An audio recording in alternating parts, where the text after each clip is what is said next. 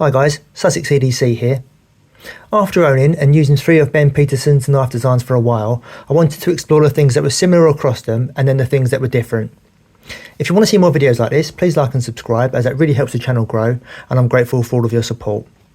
So what we have here is the Wee Banter, the Civivi Baby Banter and the knafs Lander. These are all of the 3 knives that Ben has made. There are additional ones. There are the Big Banter, and there's going to be soon a Lander 2 with an axis lock. But these are the 3 main designs, and we'll take a look at some of the similarities. So as you can see from the start, all 3 of these have a deep carry clip. They're all in a matte finish, so they're quite discreet in the pocket, and they all sit nice and low. And all 3 of them are a tip-up design. That's something that Ben Petersen always does with his knives. They're all tip-up. You can see that all 3 have a thumb stud deployment. This just makes them really easy to open, really smooth and fidgety. All 3 have ball bearings, so that is quite common. There's no washers. All 3 will have ball bearings, and they all have liner locks. So you'll see, like so, they all have that. The liner lock. The length of the blade is quite a common thing for Ben Petersen. He's known for liking generally a sub 3-inch blade. The reason behind that is that he likes to be able to get his finger up onto the end for draw cuts. But that just means for all of these knives, you know, they're sub 3-inch. And they're all, as you can see, pretty non-threatening. You know, they're not a sharp, tactical-looking knife. There's no holes drilled in it, or sharp angles, or exposed metal, that kind of stuff. They're all quite, you know, minimalist, non-threatening in design. They all have the widely useful blade shape. So, you know, we have the Wee Banter and the Baby Banter, and they've got obviously a very similar style. But then, you know, with the Lander, that's also got a very useful blade shape. They have a flat grind. Sorry, I was looking at a little list that I prepared. So we also have a flat grind across all of them.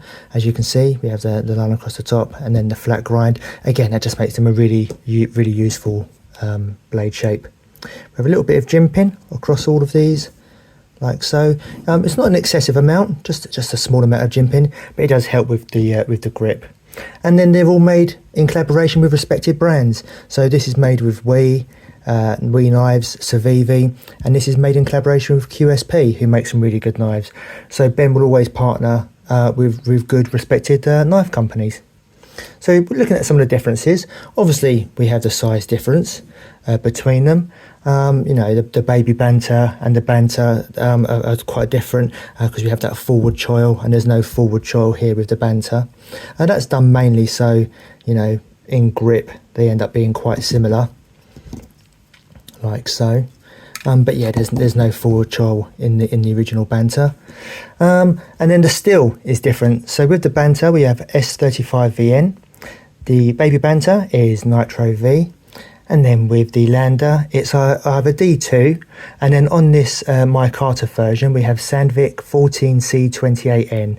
So it's just a slightly higher grade steel. As I've mentioned, the blade shapes are all, you know, are quite a useful, you know, utilitarian design. But you can see that's the difference between them. They all have a different shape with the choil. You know, they're slightly more spear shape on the Lander, but they're all different shapes, and obviously, you know, that moves then into the handle shapes. These are the main differences in these designs. Again, that choil, and then this more sort of rounded off micarta on the Lander. You know, it's just slightly different shape. And then another big difference is with the Lander, they have the easily swappable scales. So as you know, these can be swapped out just by removing a few screws. You can buy alternatives, or you can open source the CAD file and print your own. So yeah, they're the main things that I think are, you know, the similarities and the differences. To me, the similarities are the things that make the knives supremely usable, really. They're the things that you want to see in a knife. They're all the things that I look for in a knife. So it probably explains why I like these knives so much. You know, the easy the easy opening, you know, the thumb stud, the deep carry clip. All of these things are things that I like in a knife. But then the differences make them unique enough to warrant buying each one. and carrying them at different times. I mean, if the designs were too similar, there's no point buying, these 3 examples. But for me, those differences, have warranted me purchasing each and carrying them at different times. The scales, swappable scales, are pretty groundbreaking, and they enable enough variety for each person carrying a knife. So I just think that's a really nice touch, and a lot of people have mentioned that.